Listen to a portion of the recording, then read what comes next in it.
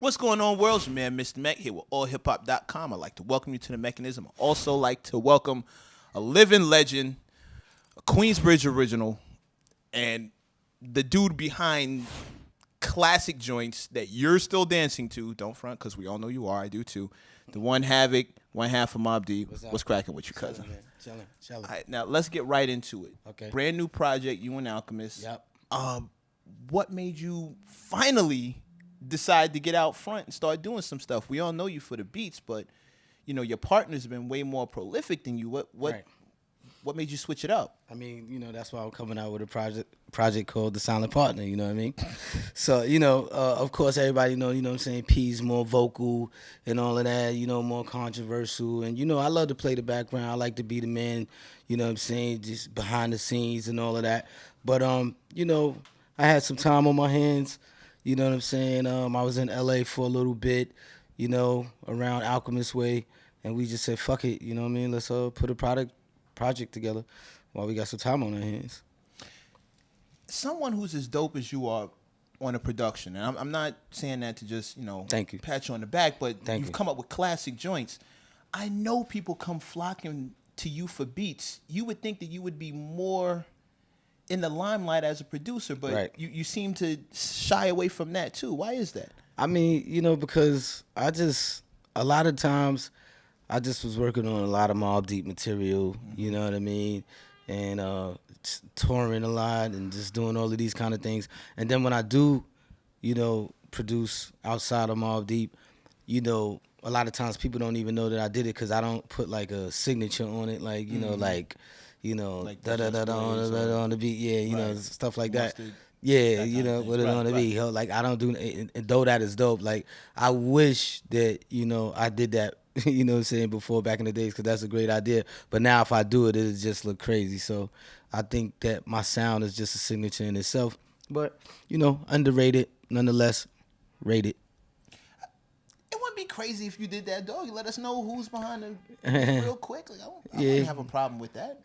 No doubt. You know what I'm saying. As long as the publishing is coming in and the checks coming through, I don't give a fuck. You know what I'm saying. Then there's that. Now, something you touched on that we were actually talking about off camera. Yeah. Your partner is known for the controversy.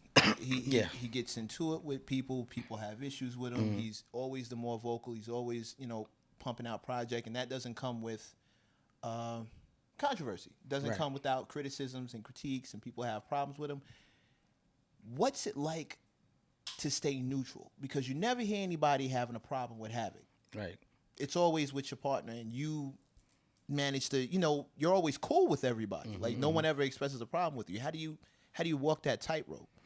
I mean, at the end of the day, you know what I'm saying, I hold my peoples down regardless. But I'm just not into the bullshit. You know what I mean? I'm all about just having a good time. You know what I'm saying?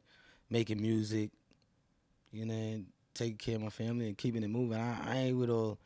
I lived the bullshit already. You know what I'm saying? Growing up in the projects and all of that. So I've been through all of that. So when I see it, I can see that shit a mile away, and I stay away from it. Right. People also, if they're not doing their homework, they may forget that you guys were neck deep in that East Coast West Coast joint. Word. Like you exchanged words with Pac. You Yeah. had videos and was calling out Snoop and company. Like you were actually there. What was that time period like? I mean, it was a fun time, I mean, Wow. it was fun because, what I'm saying, we was young, we was just getting the hang of things, and, people was calling out our names on some beef shit. I was like, fuck it, you know what I'm saying? We got who saying our name? I was like, we gonna sell some records, son. Like, you know what I'm saying? So, I ain't cared. It was a real fun time in spite of all the beef we had. Did you, someone with the kind of foresight that you talk about now, where you can see the beef coming a mile away and you avoid it, did you have that kind of foresight then? Did you see how Nah. bad it was going to get with like us losing two of our best? Nah, I never would have predicted that. You know what I'm saying? I never would have predicted that. Like Tupac, he was going through some shit back then. So when he got shot the last time, like I don't think anybody was surprised. Right. But we were surprised that he died. You know what I mean? And then for Biggie to get killed, a few months after that, now that caught me off guard. I mean, who had the foresight of that? I mean, we all knew that probably going to that side of the country probably was dangerous for, because the tension was so high, but you didn't think nobody's gonna, you know what I'm saying, do Biggie like that, because he didn't deserve it. Like, you know what I'm saying? It's like, I didn't know him that well, but you could tell that he ain't have like a mean spirited bone in his body. Like, you know what I'm saying? From people that been around him, and I just know it's true. Do you remember where you were when that happened, when you finally Definitely. got the news? Definitely. I remember I was in my crib, I was sleeping. We was being managed by Violator at the time. And Mona Scott had called me on the phone. It had to be like 5 o'clock in the morning. And she was like, yo, Biggie's dead, Biggie's dead. And I'm like, hell no, get the fuck out of there. It wasn't no internet or no nothing like that. You know what I'm saying, back then. So the word had to travel by mouth, like, you know what I'm saying, the phones, the mouth. And she was the first person that told me. And I just remember just feeling real, real sad about that. It's so funny. When you say Mona Scott, most people are going to think Love and Hip Hop. Right. Not necessarily. She was, one of the big dogs over at Violator at the Right, time. You've right. watched the business evolve from Yeah. the 90s to now. What's one of your biggest takeaways? From like the 90s business aspect. I mean, the of business. it all. I mean, because the money was so big back then, and the Right. videos cost so much, Yeah. and the budgets were so crazy, and now you've seen everything switch to an almost super indie. Like, how was it an easy adjustment for you guys to make? Like, when the money's no longer there, now you got to go do it yourself. It was a funny, weird adjustment, you know what I mean? Because we was just used to, getting budgets that was like 600 grand, 900 grand, and then for it to like really dwindle to like nothing, you know what I mean? But you kind of saw it coming because of the presence of the internet, you know what I mean? And everybody was scaling back, companies were scaling back. I mean, it was like a weird adjustment, but we made the adjustment. You don't got no choice but to. But it definitely was weird. It was almost like, you being raised by your parents, and now you old enough, and now you got to move out and go on your own. Right. Okay. Kind of feeling. Then you signed with Fifth. Yeah. Had to run on G Unit for a minute. Yeah, and that was dope. Because at the time we was free agents. You know what I mean? We had just got released by Jive. We put out the free agents. 50 blew up. A couple of years later, he called us, and we was like, hell yeah. You know what I'm saying? Let's fuck with it. You know what I mean? Let's get some work done. So, what else do you want to do, dude? Because you're not lazy. You know what I mean? You always, you do work. You do get it Right. popping. So Right. what else do you want to do? I mean, producers, there's so much out there for you Right. guys now. There's Right. headphones. There's, of course, there's clothing lines. Right. But for producers specifically, you can get Right. into all this equipment, design your own MP3. Yeah. Like, what else is it that we can expect from Havoc now that you're starting to stretch your legs a little bit? Well, I just put out an expansion kit with Native Instruments, you know what I'm saying, called Queensbridge Story, where any producer, upcoming producer, established producers, anybody could go out. They could go buy my expansion kit through Native Instruments. I got that popping off. I just finished the script a few months ago of a full-length movie, a screenplay. It's a real dope story, you know what I'm saying, about a kid that was raised by an unlikely family that you wouldn't expect them to be raised by such a family, and the story that surrounds it is crazy. I'm also getting into film music and composing, because that's one of the aspirations that I have. So I reached out to a couple of movie studios and production companies, and they're really open to the idea. So I got a few meetings with them. So, this year is going to be pretty good for me. I did the two joints on Kanye joints. So right now, other than touring, because, I like touring, but I'd rather, be home and just be able to chill and really be behind the desk and just, making some moves. But 2016 and 2017, you're going to hear some really major things coming from this side of the camp. It would really be nice to see you on the forefront as much as your partner. Like, No doubt. it would be, I think me personally, I know it would help your brand in general, but it'd be nice to find out what you have to say. Are we getting a little bit of that on Silent Part? Are you not so silent on this project? Can we yeah. get some thoughts? Yeah, I'm not so silent on this project. Fortunately, I got a chance to focus on all my lyrics, all my verses, and I got a chance to take a back seat when it came to making the tracks. Alchemist produced every last track, and I just got a chance to just be an artist, and without having to worry about making beats. And that's like one of the things that I love that people might not know about me. Though I'm a producer, I love to spit over other producers' beats. Like it just does something. It pushes my pen to another level. So is that we can expect some more collabs? Or? Well, on this album, you know what I'm saying, we got Method Man, you know what I'm saying, Okay. on the second single that I released. That song was called Buck 50s and Bullet Wounds. The first one I put out was Maintain, you know what I'm saying, Fuck How You Feel. And of course, I got Prodigy on the album. So the response that we getting from the album is really, from the singles that we put out is really good. It comes out May 20th, and we getting like good responses. So I think this might be something that you might see another project like this from me and Al again. If this one is good, you might see another one. Did you allow yourself to get personal? There's a lot about your story most people don't know unless you do the research or check every interview. But in your music, you tend to shy away from some of the more personal stuff.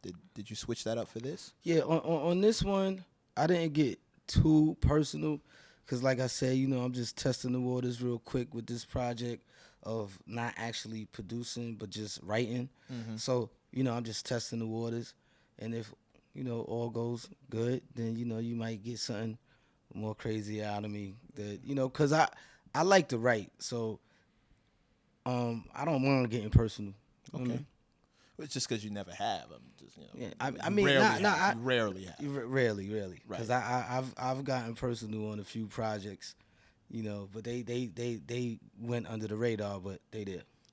Because it's once in a blue moon. We don't expect it from you. Not exactly the silent partner, silent partner. And we're back to that. I guess the name is appropriate. Another thing I wanted to ask you was, I see a lot of the legends from the '90s, and when it comes time to making a new project, a lot of them drag their feet. Right. When I talk to them about why, they give me a lot of them have the same answer in common. Well, we have a legacy. I don't want to tarnish it. I don't want people looking at me crazy. They remember me from doing this. I don't want to mess that up. But I don't collab with the new dudes because I don't want to look like I'm trying to be a kid. Right. But at the same time, I don't want to mess with my legacy. So I'm kind of in this place where I'm stuck in the middle. Right. What's your take on that? As a certified legend from the golden era, what's your take on that philosophy?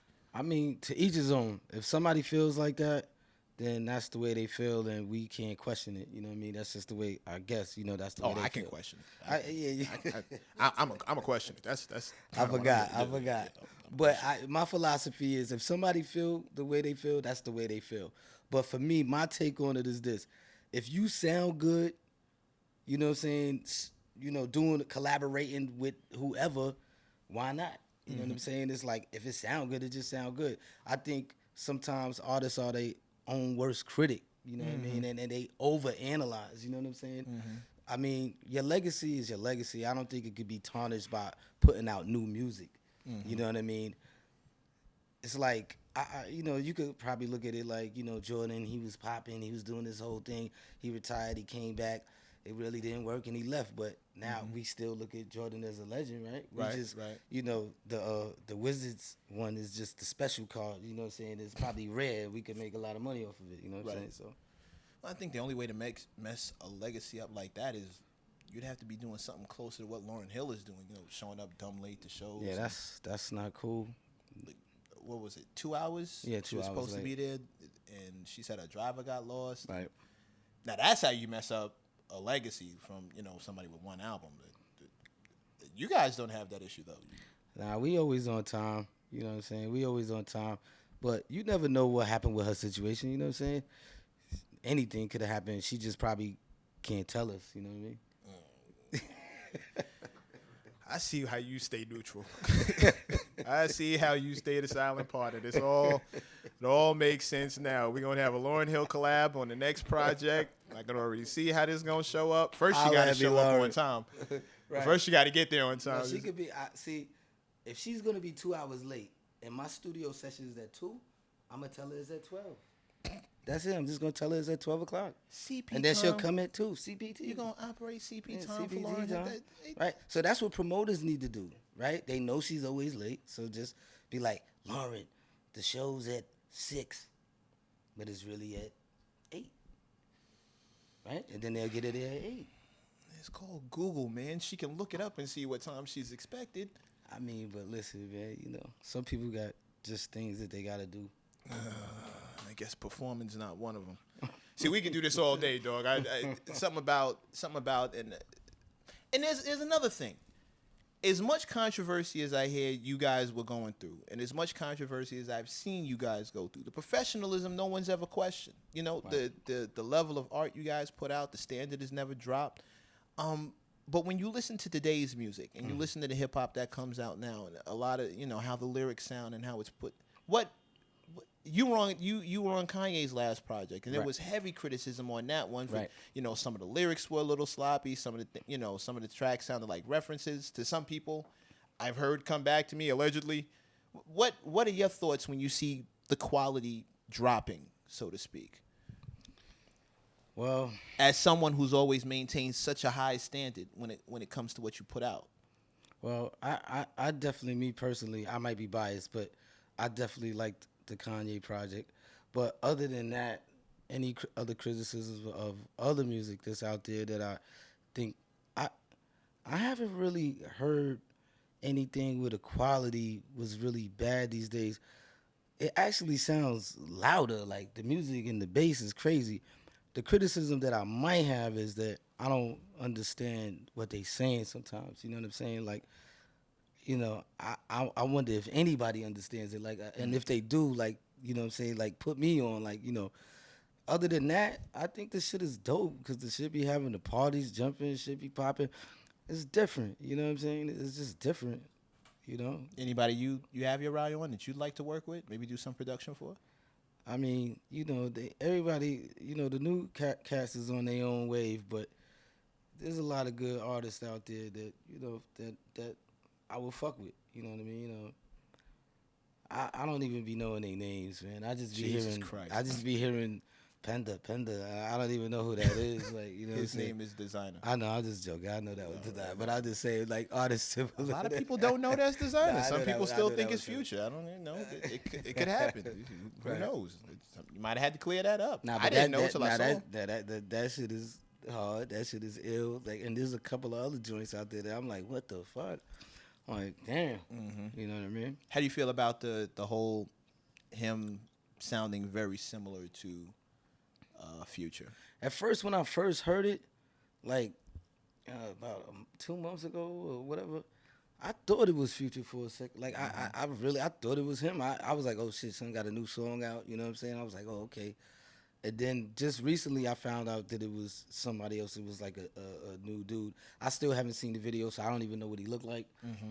But I'm kind of curious, like, do he even look like Future? Like, you know what I'm saying?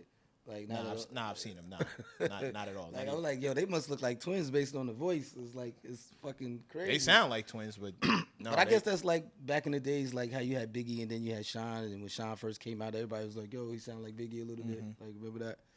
And they didn't look nothing alike. Right. But Shine never really lived that down, though. He never really could get out from under Biggie's shadow. Biggie was so great at what he did. He was. Shine and Gorilla Black was another dude who sounded like Biggie. Right. And neither one of them could really get out from under. It seems like a dead end to. Yeah, but this kid Desiigner look like he breaking loose. It's possible. He's kind of shaking it. Them Kanye cosigns will do wonders, bro. All right. It's a special case. It's a question, man. Like somebody from the '90s, like you, somebody who's still out here, still active. What do you think of the idea of artists retiring? People, Andre 3000 said he didn't want to be a rapper at 40. Right. And he's scared of tarnishing his legacy, but he wants to hang it up. And Jay flirted with retirement a while ago, but he's back at it. What do you think of that concept? When you first asked me the question, my first reaction was like, nah. But now that I think about it, being the person that I am, it's like I think rappers should retire, because if you don't retire, you hindering yourself from moving to another stage of your life. And you fuck around and get caught out there, still trying to rap, shit not working, and you probably could miss your calling on something else. So I think rappers should retire. And when I say retire, it's not like saying it like, oh, nigga, quit, give up. I'm just saying open your expand your horizons and do something else, like, because you already conquered this field. Well, that's not retiring. That's just kind of expanding. I mean, as far as rapping, like, you know what I'm saying, like rapping, putting down your mic, like put the mic down, you know, and anything that entails, you know what I'm saying, the microphone, you know what I mean? I think that there should be some kind of retirement in the mind of those that's been doing it for years, you know what I'm saying? I mean, it's a new generation is always coming up, and every now and then, if you want to peek in and, you know what I'm saying, drop a verse, cool, you know what I'm saying, it's all good, everybody always gonna love you, but I think that rappers should expand their horizons that have already been in the game for a minute. And if you want to call that retirement, then yeah, I think they should retire. I call that expanding your horizons. I don't think any artist should ever retire, ever. I think James Brown did it to death. I think Etta James did it to death. I think that's the goal. I don't think you're supposed to, when you're talented as you guys are, and when you've put out classics, I'm just going to speak for, you know, the heads who want me to say this kind of stuff.